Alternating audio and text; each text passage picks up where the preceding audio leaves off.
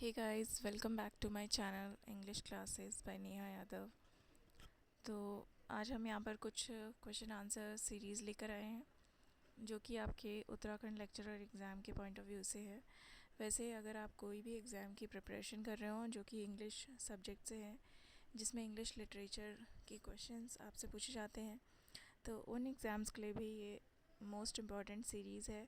जैसे अगर आप यूजीसी नेट की तैयारी कर रहे हैं इंग्लिश सब्जेक्ट से, या फिर अदर कोई आप पीजीटी टीजीटी एग्ज़ाम की प्रिपरेशन कर रहे हैं, या फिर आप DSSS की तैयारी कर रहे हैं, KVS NVS किसी भी आप एग्ज़ाम की तैयारी कर रहे हैं, तो ये जो है वीडियो आपके लिए बहुत ज़्यादा हेल्पफुल होने वाला है। तो वीडियो को एंड तक ज़रूर देखिएगा, और अगर वीडियो पसंद आए तो चैनल को सब्सक्राइब करना मत भूलिएगा। तो चलिए स्टार्ट करते हैं हमारे क्वेश्चन आंसर सीरीज़। तो देखिए, क्वेश्चन आंसर सीरीज़ में जो ये यूनिट है पेपर 2 है, पेपर 2 यूनिट सेकंड है, जो कि यूनिट सेकंड आपका पोइट्री है।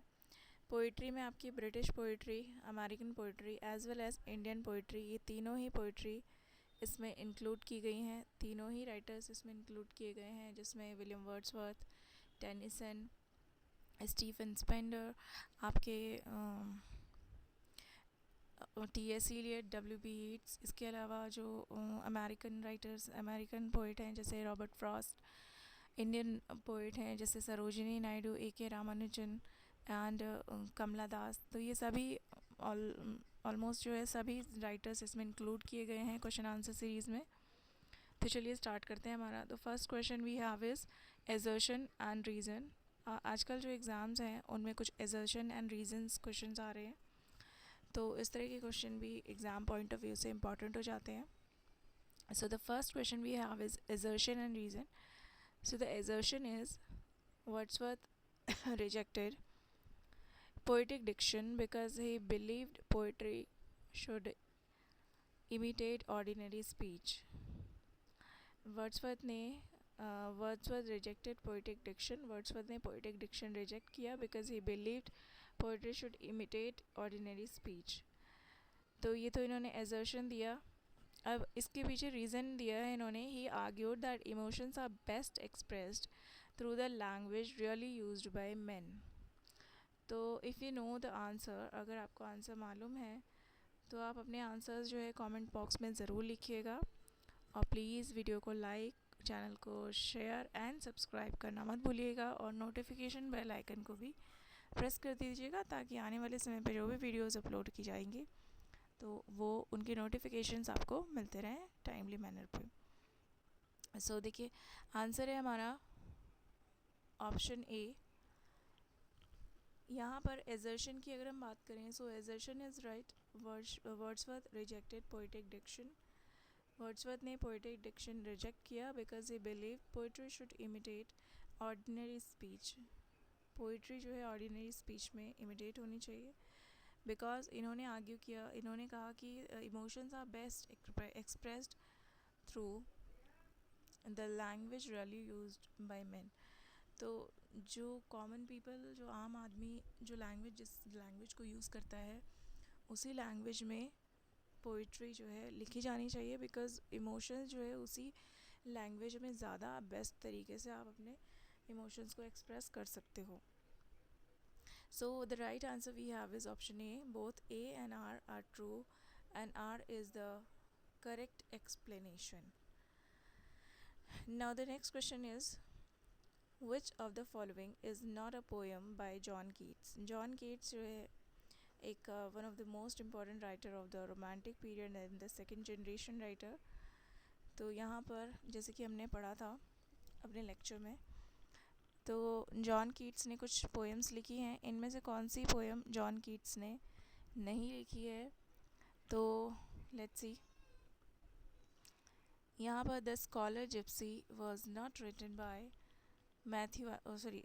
Scholar gipsy was not written by John Keats because ये मैथ्यू आर्नोल्ड की पोएम है द स्कॉलर जिप्सी।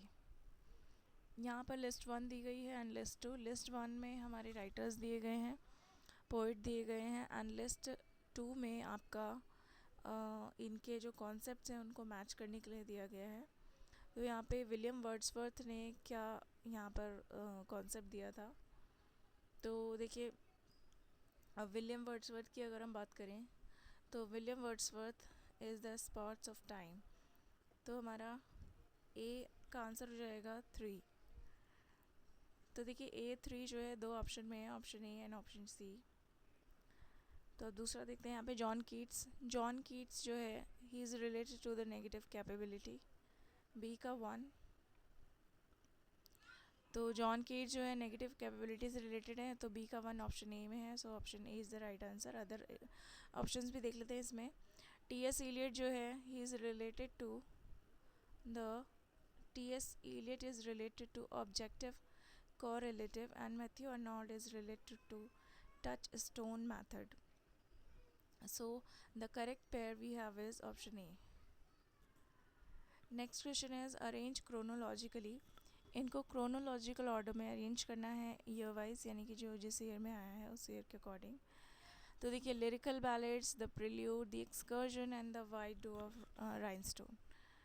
तो देखेंगे यहाँ पर ये जो है ये पोएम्स जितनी भी लिखी हुई हैं ये अपने प्रॉपर सीक्वेंस में लिखी हुई हैं। First of all lyrical ballad 1798, then prelude, then the excursion, the doe of the Rylstone. तो यहाँ पर option A will be the right answer. Now the next question we have is who coined the phrase negative capability. अभी हमने option में ऊपर भी देखा था, कुछ मैचिंग के लिए क्वेश्चंस थे जिसमें हमने देखा नेगेटिव कैपेबिलिटी जॉन कीट्स से रिलेटेड कॉन्सेप्ट है। So the term was coined bye John Keats. Negative capability is a phrase and this phrase was coined by negative capability, it was coined bye John Keats. और इन्होंने basically ये जो term है उसको Shakespeare के लिए इन्होंने इस टर्म को यूज़ किया था। The next question we have is question number 6, which Tennyson poem was written in the memory of Arthur Henry Hallam. तो देखिए Alfred Lord Tennyson was a great poet of the Victorian age and he has written so many best poems of his life, and one of them was written in the memory of his best friend. Arthur Henry Hallam was the best friend of Alfred Lord Tennyson. So he has written a poem in the memory of Arthur Hallam, and the poem was in memoriam AHH, that means Arthur Henry Hallam. That was the full name of his best friend. Next question is again based on assertion and reason. So the assertion is Arnold considered poetry a substitute for religion, यानी कि religion का substitute इन्होंने कहा poetry है। poetry जो है religion का substitute इन्होंने कहा। And reason इन्होंने क्या दिया था? He believed modern society had lost religious certainty.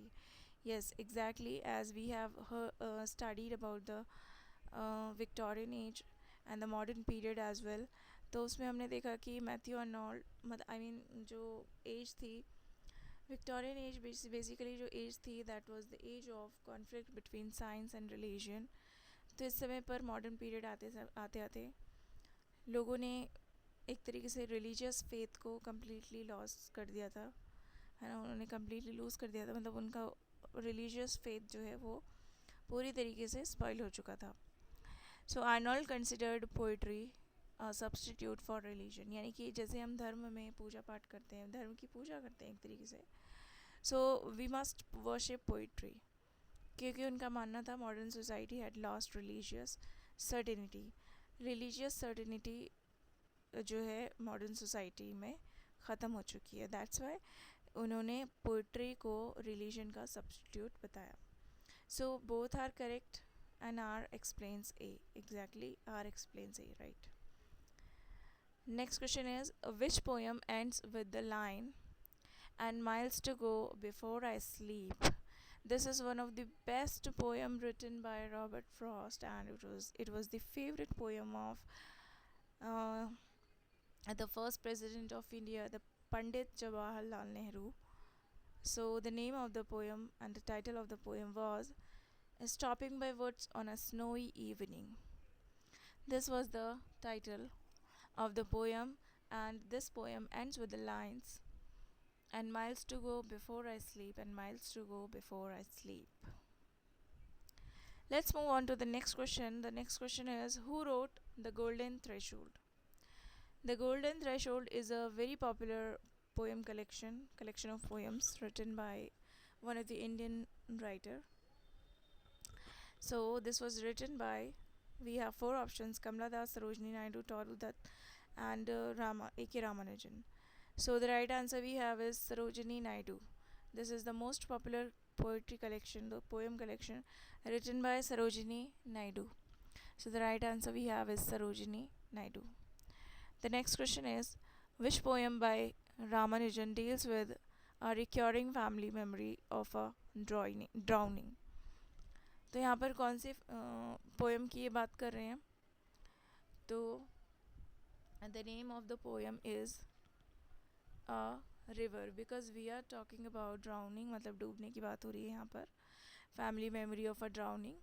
So definitely drowning यानी कि डूबना जो है नदी में होता है, रिवर में होता है. So the name title of the poem is river. Next question we have is, which of the following is not by T.S. Eliot? इनमें से कौन सा T.S. Eliot ने नहीं लिखा है? सो देखते हैं कौन सा लिखा है इन्होंने. तो देखिए, Burnt Norton, definitely this was written by T.S. Eliot.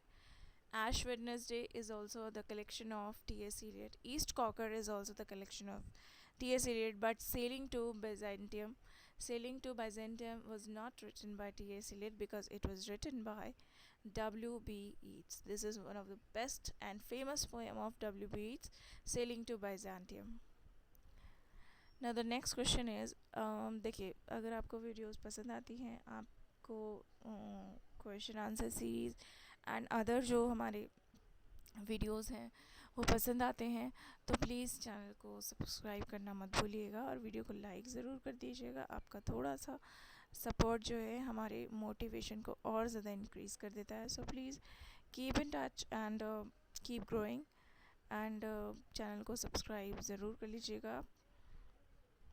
तो देखिए, द फ्रेज़ ऑब्जेक्टिव कोरिलेटिव, जैसे कि हमने स्टार्टिंग में पढ़ा था, एक टर्म ऑब्जेक्टिव कोरिलेटिव.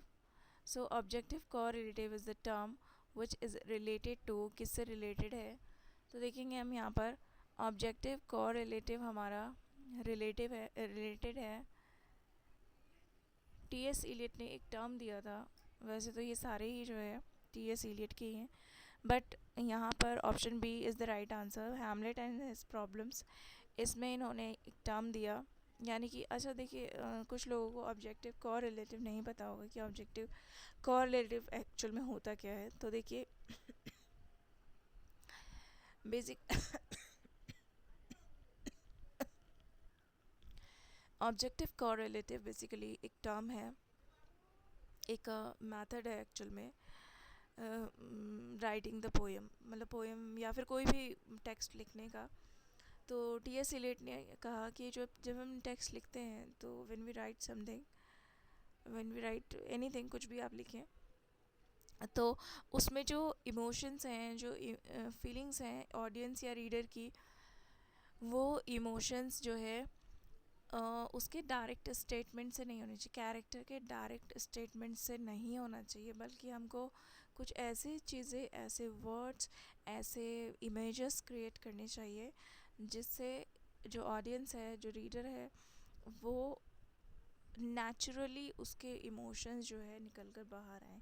यानी कि जैसे फॉर एग्ज़ाम्पल मैंने कहा, she is not happy, she is sad, but आपने देखा होगा जो पोइट्स होते हैं ना, वो कुछ इस, या फिर पोइट या फिर कोई भी राइटर, प्रोज राइटर हो या फिर पोइट्री राइटर हो, तो मैंने कहा she is sad, but the writer will say, writer अपनी लैंग्वेज में क्या कहेगा कि she was lonely and nobody was at home, and she had lost in the memory of her dead siblings, dead parents, and it was raining outside, and she was sitting alone and she was crying. तो इस तरह की situation जब create कर दी जाती है ना, हम देखोगे कुछ मूवीज़ आप देखते होंगे, तो मूवीज़ में ना हमको कई बार वो कैरेक्टर कुछ बोल नहीं रहा होता है, बट उसके साथ कुछ ऐसे इंसिडेंट्स हो रहे होते हैं, ऐसी सराउंडिंग्स क्रिएट कर दी जाती हैं, ऐसा बैकग्राउंड क्रिएट कर दिया जाता है, ऐसा म्यूज़िक क्रिएट कर दिया जाता है कि we start crying at that moment. So that is objective correlative, यानी कि ऐसा मेथड जिसमें राइटर उस ऑडियंस को डायरेक्ट कुछ नहीं बोलेगा, वो ऐसी सिचुएशन क्रिएट करेगा जिससे कि ऑडियंस जो है उसके नेचुरल इमोशंस जो है वो जनरेट होंगे. So that is the term objective correlative, and it was given by T S. Eliot in his essay Hamlet and his problems. So this is the answer. I hope आपको ये clear भी हो गया होगा. सो द नेक्स्ट, ये मैंने इसलिए भी एक्सप्लेन किया बिकॉज ये जो टर्म है कई बार स्टूडेंट्स को कन्फ्यूज़न रहता है कि what is objective correlative. They learn about it कि टी.एस. इलियट ने टर्म दिया है, हैमलेट इन हिज प्रॉब्लम्स में दिया है, but they are not sure कि ये इन्होंने मतलब जो टर्म दिया है ना ये है क्या एक्चुअल में. तो मैंने थोड़ा सा इसको कोशिश करी है एक्सप्लेन करने की. आई होप आपको क्लियर हो गया है. Let's move on to the next question. Question number 13. यहाँ पर आपको पोइट मैच करने हैं उनके वर्क से. तो देखिए, poet is T S. Eliot. First is T S. Eliot. Eliot का जो है टी.एस. इलियट का कौन सा वर्क है, तो यहाँ पर देखेंगे हम. टी.एस. इलियट का है four quartets. Four quartets T S. Eliot ने लिखा है. डब्ल्यू.बी. ईट्स ने द टावर. रॉबर्ट फ्रॉस्ट का है north of Boston. And Stephen Spender का है आपका पोएम्स ऑफ डेडिकेशन. सो सभी सीक्वेंस अपने प्रॉपर अपने सीक्वेंस अरेंजमेंट में के अकॉर्डिंग लिखे हुए. सो ए का 1, बी का 2, सी का 3 एंड डी का 4. This is the answer. Now the next question we have is which Yeats poem begins. W B Yeats की कौन सी पोएम है जो स्टार्ट होती है turning and turning in the widening gyre. See, turning and turning the widening gyre. तो यहाँ पर देखिए वाइडनिंग गायरी कुछ इस तरीके का स्पाइरल होता है, सर्कल होता है. ठीक है, तो ये सर्कल यहाँ से छोटा सा उठ के ये बहुत ज़्यादा स्प्रेड हो रहा है, एक्सपैंड हो रहा है. तो ये इसकी बात करें तो इनकी एक बड़ी ही पॉपुलर पोएम है, जैसे कि मैंने आपको अभी बताया था कि इनकी बहुत मोस्ट फेमस पोएम है सेलिंग टू बाइजेंटियम. इसमें इन्होंने कहा है इस ये जो पोएम है sailing to Byzantium, this poem begins with this turning and turning in the widening gyre. Next question we have is who among the following receive the Nobel prize. देखिए इनमें से किसको नोबेल प्राइज़ से सम्मानित किया गया है. W B Yeats, T S. Eliot, Stephen Spender and Robert Frost. तो देखिए यहाँ पर डब्ल्यू बी ईट्स को जो है नोबेल प्राइज़ से सम्मानित किया गया है. So the right answer we have is W B Yeats. एंड एक चीज़ और, यहाँ पर रॉबर्ट फ्रॉस्ट जो हैं उनको 4 टाइम पुलित्ज़र प्राइज़ दिया गया है. He is the first writer who received the Pulitzer Prize 4 times.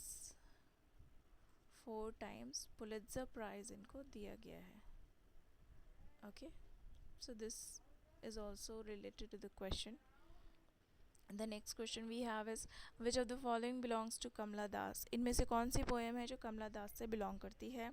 Summer in Calcutta, The Descendants, Alphabet of Lust. If you have studied about the poems of कमला दास तो आपको पता होगा कि ये सभी पोएम जो है वो कमला दास ने लिखी हैं. So all of these poems were written by Kamala Das. So the right answer we have is all of these.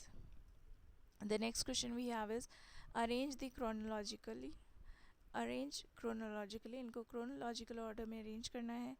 Golden threshold, broken wing, bird of time, feather of dawn. तो यहाँ पर chronologically हम देखें तो यहाँ पर first is the golden threshold. Second number पे यहाँ पर बर्ड ऑफ टाइम आएगा. उसके बाद हमारा थर्ड नंबर पे ब्रोकन विंग है एंड फोर्थ नंबर पे हमारा feather of dawn. So the right answer we have is option A. Okay, this is the right answer. The next question we have is the phrase dissociation of sensibility is associated with. So the phrase dissociation of sensibility is associated with T.S. Eliot. This is the answer, T.S. Eliot. The next question is, who wrote an introduction? An introduction is a poem which was written by Kamla Das. The author of the poem An Introduction is Kamla Das. This is a very famous poem by Kamla Das. Next question we have is Stephen Spender belongs to dash. तो Stephen Spender किससे belong करते हैं? तो Stephen Spender, we have four option and let's see all these four options: Moments poet, Auden group, Georgian poets and Lake poets. तो देखिए, he does not belong to the Lake poet, ये तो option eliminate हो जाता है हमारा. Moment poets, he does not belong to the any moment poet. Georgian poets में भी नहीं है. He belongs to the Auden group. तो ये जो है Auden group से belong करते हैं. Okay, W.H. Auden. He belongs to the Auden group. Now the next question we have is, which Frost poem questioned human-made boundaries? If we talk about boundaries, so we talk about wall. So the right option we have is Mending Wall. Mending Wall. The poem written by Robert Frost was Mending Wall, and this poem questions human-made boundaries. मनुष्य द्वारा, व्यक्ति द्वारा बनाई गई जो एक तरीके से सीमाएं होती हैं या फिर बाउंड्रीज होती हैं, उनके बारे में डिस्कस करती है और क्वेश्चन करती है. ठीक है, इसमें एक बड़ी ही पॉपुलर लाइन है, good fences make good neighbours. तो this is a very famous poem, mending wall, written by Robert Frost. Next question हमारा अगेन एजर्शन एंड रीज़न का है. तो assertion is Yeats later poetry become increasingly symbolic. W B Yeats की बात, letter poems, बात की लिखी हुई पोएम्स जो है वो बहुत ही ज़्यादा सिम्बॉलिक हुई हैं. And reason behind that is he developed the theory of history based on गाइडीज. So if you know your answer, so please write down your answer in comment box. So both are true and R explains. Exactly, both are true and R explains. Next question we have is, who wrote The Cat and Shakespeare? The Cat and Shakespeare किसके द्वारा लिखी गई है? So this is a very famous poem, Cat and Shakespeare, which was written by Raja not Raja Rao. So this is not a poem actually. This is Cat and Shakespeare. This is a novel written by Raja Rao. तो ये राजा राव के द्वारा लिखी गई एक novel है. ये basically humerus novel है. Which Keats ode celebrate artistic permanence? इसमें कौन सा ओड है कीट का, जॉन कीट्स का, जो कि आर्टिस्टिक परमानेंस को सेलिब्रेट करता है. सो आर्टिस्टिक परमानेंस को सेलिब्रेट करने वाला ओड है ode to Grecian urn. This is a very famous ode written by John Keats. The next question we have is, which Eliot essay emphasizes historical consciousness? So the right answer is Tradition and Individual Talent is an essay written by T.S. Eliot, and this essay emphasizes historical consciousness because he talks about the traditional values of the writers. The next question is, who wrote Sailing to Byzantium? Sailing to Byzantium किसने लिखी है? So Sailing to Byzantium is a very famous poem written by W.B. Yeats, as we have discussed it earlier. Which poem contains the image of rough beast? Rough beast. So here is the poem The Second Coming. The Second Coming is a poem in which W.B. Yeats has discussed about a rough beast, and the beast, he has referred that that is the second coming. Okay.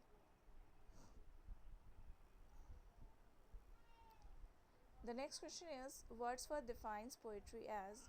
So, as per the definition, or as per the definition of poetry given by Wordsworth, poetry is a spontaneous overflow of powerful feelings, according to William Wordsworth. So, this will be the answer. Spontaneous overflow of powerful feelings, that is poetry, as per the definition of Wordsworth, William Wordsworth. The next question we have is Who wrote Obituary? See, Obituary is a very famous poem written by A.K. Ramanujan. This is a very popular poem written by A.K. Ramanujan. Let's move on to the next question. If you like the video, so please don't forget to subscribe the channel and press the bell icon for upcoming videos and get the notification. Question number 30 is Which Victorian poem is a dramatic monologue? इनमें से कौन सी poem dramatic monologue में लिखी गई है? Dramatic monologue basically होता क्या है? It is a poem which was written in a dialogue form and there is a single speaker, but there are other characters who are silent and a speaker is single, and that poem was written will be written in dialogue form. That's called dramatic monologue. Poem dramatic monologue जो poem होती है dialogue form में लिखी गई poem होती है. इसमें जो स्पीकर होता है, जो नरेटर होता है, only he speaks, other characters are silent. So the most important example of ये dramatic monologue is Ulysses, written by T.S. Eliot. Now the next question, that is for me matchmaking and concept and writer. Touchstone method which is related to. तो अभी हमने पहले भी इसमें discuss किया है, तो देखिए पहले इसको देख लेंगे. Objective correlative is related to Elliot.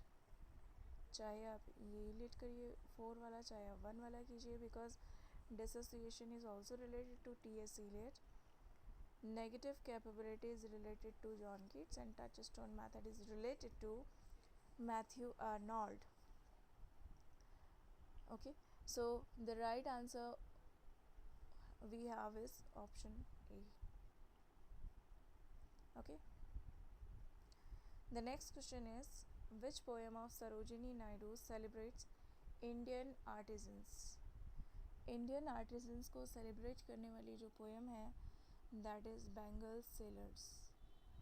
Bengal sellers is a poem that celebrates Indian artisans. Question number 33 is the title the Waste Land alludes primarily to. So the title the wasteland, basically it alludes to Arthurian Grail legend. It alludes Arthurian Grail legends. Okay. So the right option we have is Arthurian Grail legend. Next question is 34. Who translated Speaking of Shiva? So Speaking of Shiva was the translation of A.K. Ramanujan. It was translated by A.K. Ramanujan. Again chronological order में इसको arrange करना है 35 question number को. सो सबसे पहले इनमें से आता है Prufrock and other observation, तो ये पहले नंबर पे आएगा. Then we have is the Waste Land second number पे, यानी कि 3-1 किस ऑप्शन में है? This option we have 3-1. 4-4 यानी कि ऐश वेडनेसडे थर्ड नंबर पे है एंड फोर्थ नंबर पे है 4 quartets. Okay, so this is exactly the chronological order. Which Frost poem employs blank verse dialogue? इसमें ब्लैंक वर्स डायलॉग एम्प्लॉय करने वाली कौन सी पोएम है रॉबर्ट फ्रॉस्ट की? सो यहाँ पर इन्होंने लिखी है होम बरियल. होम बरियल जो है एक ब्लैंक वर्स पोएम है इन अ डायलॉग फॉर्म. इसमें एक हस्बैंड वाइफ जो है डायलॉग कॉन्वर्जेशन करते हैं, वो पोएम इन्होंने लिखी है. Which poet wrote the broken wing? So the Broken Wing is a very popular collection written by Sarojini Naidu. The next question we have is the central conflict in Kamla Das poetry is. So if we have seen so many poems written by Kamla Das, तो इन सभी poems में हमने एक चीज़ देखी है, that we find the quest for personal identity and female desire. She has expressed openly and she has discussed her ideas, emotions, feelings in open. इसको हम confessional कहते हैं, I mean confession कहते हैं, and इसीलिए इनको confessional poetess and confessional poetry के लिए जाना जाता है. Just like Sylvia Plath, she has written her poems. Question number 39 is which of the following pairs is incorrectly matched? इनमें से कौन सा इनकरेक्टली मैच किया गया है? तो देखेंगे W B Yeats a vision, definitely W B Yeats ने अ विजन लिखी है. इलियट का प्ले है murder in cathedral. Yes, this is the play written by murder in cathedral. Robert Frost का वेस्ट रनिंग ब्रोक एक कलेक्शन है, इम्पॉर्टेंट कलेक्शन है, west running brook. ठीक है, ये भी करेक्ट है. तो इसका मतलब क्या हुआ कि हमारा जो इनकरेक्ट ऑप्शन है वो है आपका मैथ्यू अर्नोल्ड. मैथ्यू अर्नोल्ड ने सॉन्ग्स ऑफ इनोसेंस नहीं लिखा है. मैथ्यू अर्नोल्ड का नहीं है ये. Songs of innocence was written by, it is a very popular poem written by, collection of poem written by William Blake. William Blake has written this collection, Songs of Innocence. So the right answer we have is option D. And now we have to arrange them in chronological order as per their publication representation. So which sequence correctly represent publication chronology? Lyrical Ballads, Golden Threshold, The Wasteland, Four Quatrains. तो exactly ये अपने year wise जो है ये correct sequence में लिखे गए हैं. तो देखेंगे एक तो थोड़ा सा मेरा ना तबीयत का इशू होने की वजह से मुझे थोड़ा बीच बीच में कफ एंड कोल्ड हो रखा है. थोड़ा कोल्ड तो खैर ठीक है, अब थोड़ा कफ है जिसकी वजह से बीच बीच में थोड़ा सा डिस्टर्बेंस हो रहा है. बट यहाँ पर देखेंगे हम लिरिकल बैलेट्स जो कि आती है आपकी 1798 में. Golden threshold that appears in 1905 में. The Waste Land which appears in 1922 में. And four quartets that appears in 1943. So this will be the sequence. Okay, so this is exactly the correct chronology of the question. I hope आपको videos जो है वो पसंद आई हैं, और अगर आपको वीडियो पसंद आई है तो प्लीज़ चैनल को लाइक, शेयर एंड सब्सक्राइब करना मत भूलिएगा. और इसी तरीके की वीडियोस और देखने के लिए अपने बेल आइकन को ऑन कर दीजिएगा, जिससे कि आपको जो है टाइमली मैनर पर नोटिफिकेशन मिल जाए. यहाँ पर देखिए एक 35 में क्वेश्चन है, 35 है, इसका भी मैं आपको बता दूँ. जैसे कि मैंने आपको बताया 1922 द वेस्टलैंड है. फोर क्वार्टर्स आपका 1943 है. 1943 pre frock and other observation आपका 1915 है, 1915. 1915 and Ash Wednesday which appears in 1930. Okay, so this is the chronological order of the question. तो वीडियो पसंद आई हो तो चैनल को सब्सक्राइब ज़रूर कर दीजिएगा. मिलते हैं नेक्स्ट वीडियो में. Till then take care and keep revising your syllabus and get the selection soon. Thank you everyone and good night. Take care.